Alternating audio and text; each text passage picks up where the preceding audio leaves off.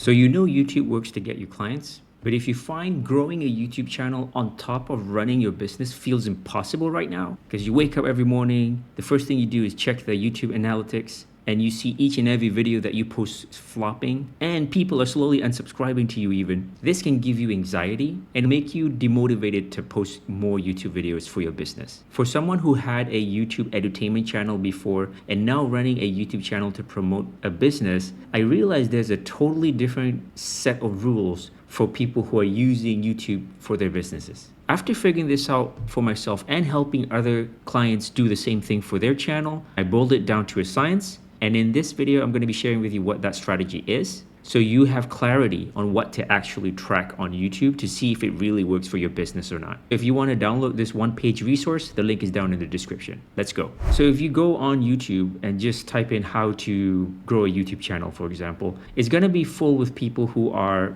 entertainment YouTubers, mostly kids, teaching other kids how to go viral. But if you're a business owner, the stuff they teach is not relevant to you. They're running on a different business model. They want to get as many views as possible because the more views they have, the more ad money they make. Most of them don't really have an offer. So if views determines how much money they make, you will start to realize that these entertainment YouTube channels try to one-up one another, making ridiculous things because they want to get the views, right? That's their business model. So for you and me, we are business owners. We have an offer, then we use YouTube to promote our offer. So we are running on a completely different business model than them. So it's not wise for you to follow their YouTube growth plan or strategy. So if you listen to what they have to say, they say you got to post daily, you got to focus on keywords and SEO. Your thumbnails need to have this element so it has a high click-through rate. You need to niche down. Your average view duration needs to be really flat. You need a hook, you need a script, all this kind of stuff.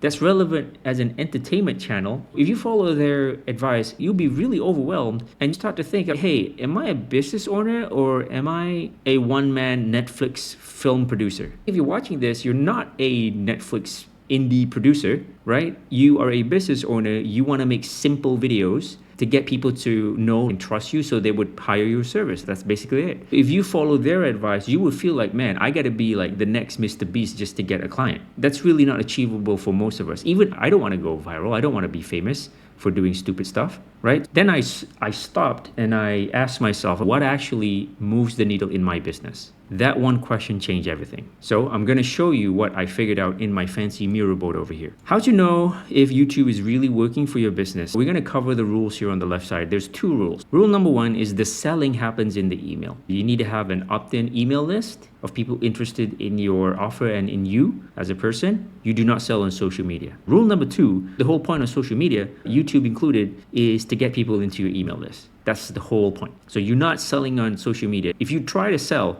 on LinkedIn or YouTube, hey, buy my offer, that content or video will almost always tank. The algorithm knows you're trying to sell something and bringing people out of their platform, and then that's why it doesn't want to show that thing. Okay, so those are the two rules. So the only two business KPI that you need to know if whatever it is that you're doing works are these two. Number one, where are people opting into your list? Number two, which of your offers is converting the most? All right, so let's cover this one by one. Where are people opting into your list from? You could post the same content on YouTube, LinkedIn, Instagram, Facebook, whatever, and then you see from the data which of these platforms are people opting into your email list from. So for example, YouTube over here, are they opting into your bio?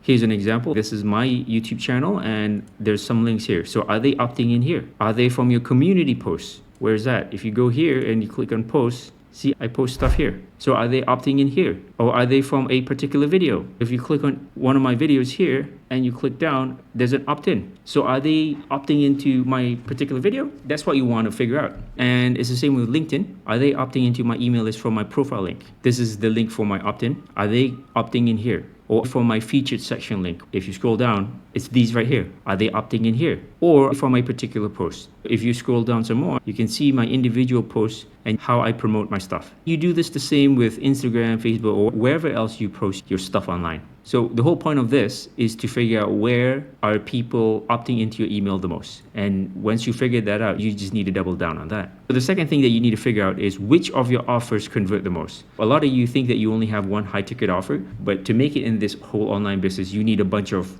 mini offers, a bunch of other offers, and you see which one resonates with people, because you can't just have one offer and then you shove that to everybody, make everybody fit your offer. You have to fit the market, right? So which offer? Is it your one-to-one consulting? Is it your group coaching? Is it your digital products? Which digital products? Is it your done-for-you work? Okay, you can see an overview picture. This is what we're trying to figure out. You only need these two things. Where are people opting into your form, and which of your offers converting the most? You figure this out, you optimize this, you got yourself a good business. So knowing what we know here, I put this into a diagram so it's very visual and you can understand where it goes, right? So this is how you get clients. We're gonna start with the first step right here. You're gonna make YouTube videos that vibe, okay? So now you want to get people into your email list, and the way you bribe them to do that is by having a lead magnet, which can give them a quick win for your ideal client profile. So once they're in your email list, you're gonna send them a bunch of emails that include stories, how do you solve your problems, that kind of stuff. And then you're going to give them your offers. So remember, you have done for you, do it yourself, done for you offers. You're gonna rotate this around in your emails so your audience don't get bored. So here you can see that from your YouTube videos, if you put links to your digital products, some of them will buy your consultation right away. But this will be like minority, like 1% of your audience. So the remaining 99%, they wanna work with you if they like you, but they're not ready to buy anything. So what will they do? They would opt into your list. So if you do not have an email list, then you're only opting in for the 1%. Where are these 99% people going? They're going nowhere if you do not have an email list. Does that make sense? So that's why you need to have an email list. Once people buy something from you, you need to upsell them some other stuff to help them even more. And that's where you can sell different level access to you as a coach or consultant. So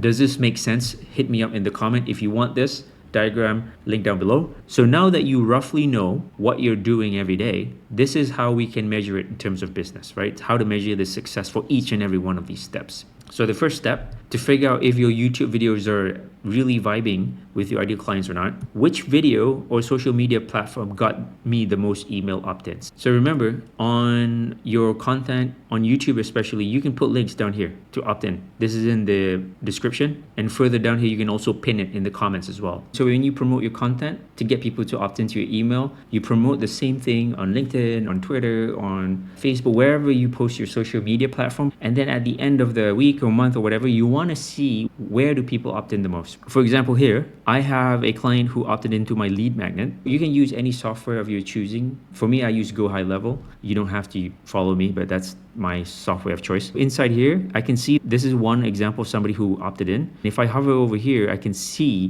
which landing page did they go to, which is this one. Okay, this is interesting. They're interested in this lead magnet. If I hover over, I can see the UTM parameters. I can see that this person came from YouTube and it's from my community post. So here's another example of another person. This person also came from community posts. So if I didn't track this, I wouldn't know that the YouTube community post is a really good place to get leads. And here's another person who opted into one of my workshops. If I hover over, this person came from LinkedIn and from my profile. So it's very interesting for you to figure out what this is, okay? So you're gonna have a bunch of lead magnets that you're promoting throughout the week or months. Which lead magnet is your ideal client profile most interested in? You can figure this out by looking at your stats dashboard and see which one of your lead magnet have the most submissions. So the clear winner here may be a good indication for you to focus on that. Next, identify buyers and switch your offers. Which of your offer is converting the most? You can go back to your dashboard and see the transactions of the stuff that people buy from you. Are they consulting gigs? Are they services? Are they coaching programs? You can figure this out and then look at the amount. So the thing that people buys the most, you can focus more on and promote it more in your email list. Once you have customers and clients, which access to you does your client usually want and which one do you want to do? Does this make sense to you? If you want to download this map, link down below. I hope this can help clear the confusion of you constantly checking your YouTube analytics, which doesn't really do you any good. Now you know what to actually track in your business. You should be fired up right now to start making more YouTube videos. But if you don't know what YouTube video ideas to get you clients and not tire kickers, watch this video next.